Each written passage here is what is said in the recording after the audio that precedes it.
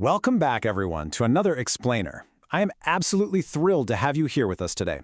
We are going to unpack a really fascinating paper from the Nust Business Review by Richard Newton.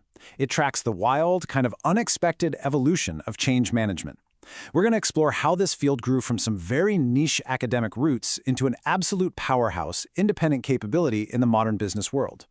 If you have ever survived a corporate restructure, a messy software rollout, or a massive shift in company culture, well, you've lived this firsthand. Let's get right into it. You know the old mantra we hear constantly in modern business, right? There is no constant but change. And honestly, it's completely true. Adapting to technological leaps, sudden social shifts, fierce competitive pressure, that isn't just a strategy anymore. It is literally non-negotiable for survival. Businesses that don't have a built-in capability to manage this evolution, they simply get left behind. All right, let's quickly run through our agenda. We'll kick things off with an era of constant change. Compare project management versus independent change. Look at the impact of the agile method. Discuss measuring success in the organization. And finally, peek at the future of change management. Section 1. An era of constant change. So, to figure out where we're going, we first have to look at where we came from. Unlike a lot of management disciplines that were born, out of trial and error on the factory floor, change management actually originated directly from academic theory.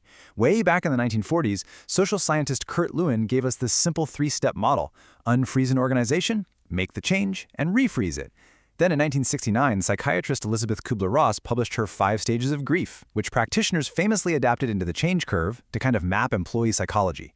And finally, in 1996, Harvard professor John Kotter introduced his actionable 8-step process. These academic models, they set the absolute foundation for how we guide people through transitions today. Moving right along to Section 2, project management versus independent change. Now this is where things get really interesting, because for a long time, change management was just kind of stuck playing second fiddle to project management. On the old project-based side of things, a change manager was subordinate to a project manager. They were usually just brought in at the very end to prep the staff for go live. It was highly reactive and frankly pretty unreliable. But today, we're seeing a massive strategic shift toward independent change management. Organizations are establishing permanent change management offices. We're talking about an independent capability driving a continuous process, because they finally recognize that effective change starts way before a project begins and continues long after it ends. Now you might be wondering, why is that independence such a big deal? Why is it so crucial? Because the most vital transformations an organization goes through happen completely outside of formal projects. You literally can't run a traditional IT project to alter a company's deep-rooted culture. Reorganizing entire departments, coaching leadership, modifying performance measures, all of that requires a holistic top-down and bottom-up approach. It demands a dedicated, always-on capability, not just a line item tucked away on a project manager's timeline. So, we've successfully established change management as its own powerful entity. Awesome. But just as the discipline got comfortable, a massive disruption hit the business world. Here's the curveball. What happens when the very nature of how companies build and release things completely flips on its head overnight? That brings us to Section 3, the impact of the agile method. Enter agile.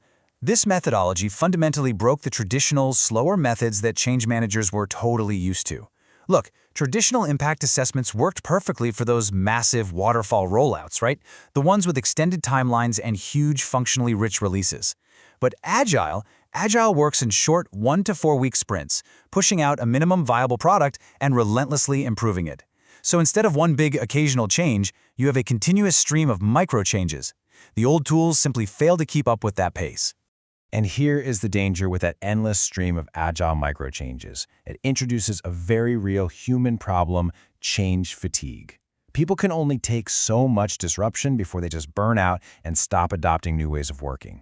Plus, business operations rely on stability. If you throw a continuous storm of changes at a team, you seriously threaten their operational reliability. So modern change managers now have to act almost like system monitors across the entire organization, making sure teams don't just collapse under the stress of constant updates. Which brings us to the ultimate question facing business leaders today. We know change management intuitively feels right. We know things go smoother when it's there. But when you are shelling out money to fund a permanent change management office, how do you actually prove the return on investment? How do you know it's working? Section 4. Measuring success in the organization. Look, business leaders intuitively get that change management helps, but without tangible metrics, the whole discipline is basically just running on faith. Thankfully, a successful independent change capability can be measured precisely by looking at 4 specific factors. First, are we delivering change faster? Second, are we reliably hitting our specific business outcomes? Third, are we seeing reduced risk and fewer operational hiccups? And fourth, and honestly this is a big one, is our organization developing a greater overall bandwidth to handle even more change in the future? If you can hit these metrics, you absolutely prove the immense value of your team.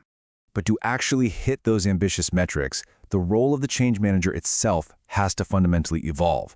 They are shifting from being the expert doer, the person carrying all the weight of the transition on their own shoulders, to becoming an expert coach. Their job now is to facilitate and embed change management skills across the entire organization, essentially turning every manager and leader into a highly capable change agent. It's a total paradigm shift. And finally, Section 5, the future of change management. As we look toward the horizon, it is incredibly clear that we urgently need new research. Take that classic Kubler-Ross change curve we talked about earlier. It was based on individuals facing a single, massive, grief-inducing event. But is that really how modern employees experience corporate change? Not at all. Today's workforce faces an ongoing, relentless storm of small, continuous disruptions.